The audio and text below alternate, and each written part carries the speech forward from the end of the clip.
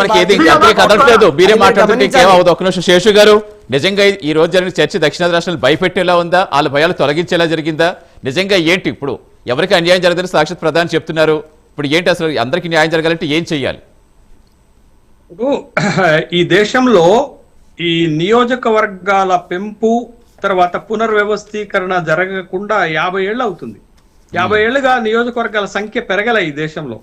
పెంచాల్సినటువంటి అవసరం ఉంది. దీంట్లో ఎవరూ కాదనలేనటువంటి ఇది ఖచ్చితంగా పెంచాలా. ఎందుకనంటే 70 కోట్ల జనాభా ఉన్నప్పుడు 543 లోక్సభ స్థానాలని మనం నిర్ణయించుకుంటే మరి వాళ్ళ 146 కోట్లు అయినప్పుడు ఖచ్చితంగా ఆ సంఖ్య పెరగాల్సినటువంటి అవసరం ఉంది కదా. ఇది ఒకటి.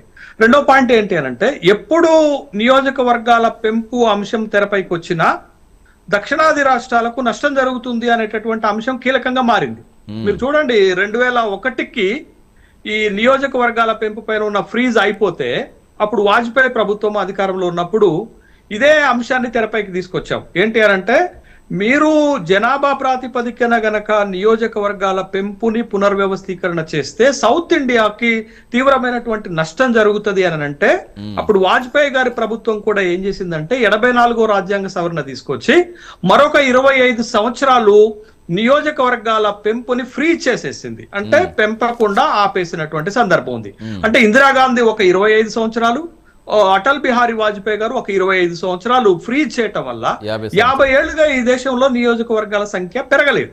ఇప్పుడు పెంచాల్సినటువంటి అవసరం ఉంది. 2026 నాటికి ఈ ఫ్రీజింగ్ టైం అయిపోయింది కాబట్టి ఇప్పుడు కేంద్ర ప్రభుత్వం ఏం చేస్తుంది, మళ్ళా నియోజకవర్గాల పెంపు అనేటటువంటి ప్రతిపాదన తెరపైకి తీసుకొస్తే 2001లో ఏ అభ్యంతరాలు వచ్చాయో ఇప్పుడు కూడా అవే అభ్యంతరాలు వస్తున్నాయి. ఏంటి ప్రధానంగా వచ్చేటటువంటి అభ్యంతరం ఏంటంటే, మీరు జనాభా ప్రాతిపదికన బేస్డ్ ఆన్ పాపులేషన్ గనక మీరు నియోజకవర్గాల సంఖ్య పెంచితే సౌత్ ఇండియాకి పెద్ద నష్టం జరుగుతుంది అనేటటువంటి వాదన కరెక్ట్.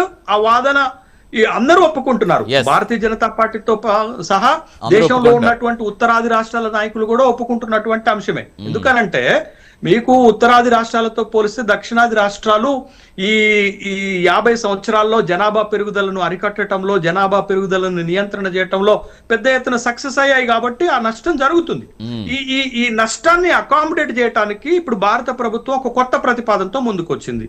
జనాభా ప్రాతిపదికన అయితే నష్టం జరుగుతుంది అంటున్నారు కాబట్టి నియోజకవర్గాల పెంపు జరగాలి కాబట్టి వాళ్ళు ఒక ప్రతిపాదన తీసుకొచ్చింది ఏంటంటే 50% బల్క్ మోడల్ తీసుకొచ్చారు.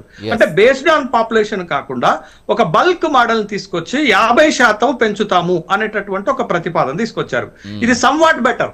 మీకు పాత పద్ధతి కంటే ఇప్పుడు ప్రభుత్వం ప్రతిపాదిస్తున్నటువంటిది కొంత బెటర్. ఇది గొప్పదని నేను అనట్లేదు, కానీ కొంత సౌత్ ఇండియా ఇంట్రెస్ట్ ని పరిరక్షించేటటువంటి అవకాశం ఉంది. ఎందుకు అంటున్నానంటే, ఇప్పుడు సౌత్ లో 130 లోక్సభ స్థానాలు ఉన్నాయి. పాత పద్ధతి ప్రకారం అయితే 165కు పెరుగుతాయి. కానీ ఇప్పుడు కేంద్ర ప్రభుత్వం ప్రతిపాదిస్తున్నటువంటి ఒక బల్క్ ఫార్ములా తోటి 50% ఫార్ములాతో అయితే 195కు పెరుగుతాయి. ఇంకొంచెం రిలాక్సేషన్ చేస్తే 204 కూడా పెంచుకునేటటువంటి అవకాశం ఉంటుంది. కాబట్టి ఇది సమ్వాట్ బెటర్ గా ఉండేటటువంటి కార్యక్రమం కాబట్టి ఈ ప్రతిపాదన తీసుకొస్తున్నారు. అయితే ప్రతిపక్షాల అభ్యంతరం ఏంటది?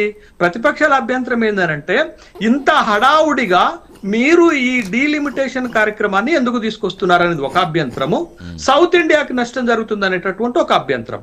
మీరు అబ్జర్వ్ చేశారో లేదండి, ఈ రెండు ప్రతిపాదనలు ఈ విపక్షాల నుంచి వస్తున్నప్పుడు ప్రజల్లో పెద్ద చర్చ జరగట్లే. ఎందుకు అనంటే, కేంద్ర ప్రభుత్వం ప్రతిపాదించినటువంటి 50% ఫార్ములా కొంత బాగుండటం ఒకటి, రెండోది ఇప్పుడే ఎందుకు తీసుకొస్తున్నారు అనే దాన్ని కూడా పెద్దగా పట్టించుకోవట్లేదు. ఎందుకంటే 50 ఏళ్లుగా ఈ దేశంలో నియోజకవర్గాల పెంపు జరగలేదు కాబట్టి జరగాల్సినటువంటి అవసరం ఉంది అనేటటువంటి ఒక అభిప్రాయం ఉంది కాబట్టి పెద్దగా ప్రజలు స్పందించట్లేదు. అంటే విపక్షాలు తీసుకొస్తున్నటువంటి వాదన బలంగా లేదు.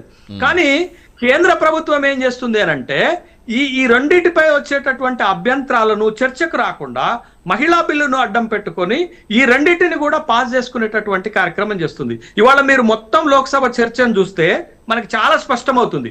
131వ రాజ్యాంగ సవరణని సభలో ప్రవేశపెడుతున్నప్పుడు బిల్లు అనుమతి కోసం పెడితే 303 మంది అటెండ్ అయ్యారు. 543 మందికి 207 మంది సపోర్ట్ చేస్తే 126 మంది అపోజ్ చేశారు.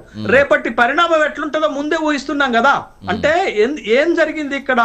దేశంలో ఉన్న అన్ని పార్టీలు మహిళా బిల్లును ఒప్పుకుంటున్నాయి. మహిళా బిల్లును అమలు చేయాలంటే నియోజకవర్గాల పెంపు కూడా దాంట్లో ఒక క్లాజ్ ఉంది కాబట్టి ఖచ్చితంగా విపక్షాల ఆత్మరక్షణలో పడ్డాయి. ఎందుకంటే మహిళా బిల్లును వ్యతిరేకిస్తే మహిళలకు వ్యతిరేకం అవుతుంది. మహిళా బిల్లును ఆమోదిస్తున్నామంటే మిగతా రెండు బిల్లులు కూడా వ్యతిరేకించిన ఆగేటటువంటి అవసరం లేదు. కాబట్టి ఈ మూడు బిల్లులను ఒకే దఫాలో ఆమోదింపజేసుకునేటటువంటి ఒక ఎత్తుగడ భారతీయ జనతా పార్టీ వేసింది. విపక్షాలేమో ఆత్మరక్షణలో పడిపోయినాయి. ఎందుకంటే మహిళా బిల్లునేమో వ్యతిరేకించలేరు, మిగతా రెండు బిల్లులను వ్యతిరేకించినా అది అమల్లోకి రాకుండా ఆగేటటువంటి అవకాశం లేదు. కాబట్టి అది జరుగుతుంది. 50 ఏళ్లుగా ఈ దేశంలో నియోజకవర్గాల పెంపు జరగకపోతే ఎలా చెప్పండి? కాబట్టి సౌత్ ఇండియా లిమిటేషన్ అనేది అవసరమే ఇప్పటి జనాభా ప్రకారం, కాదనటం లేదు ఎవరు. నార్త్ వర్సెస్ సౌత్ అనేది ప్రధానంగా రేవంత్ రెడ్డి గారు తీసుకొచ్చి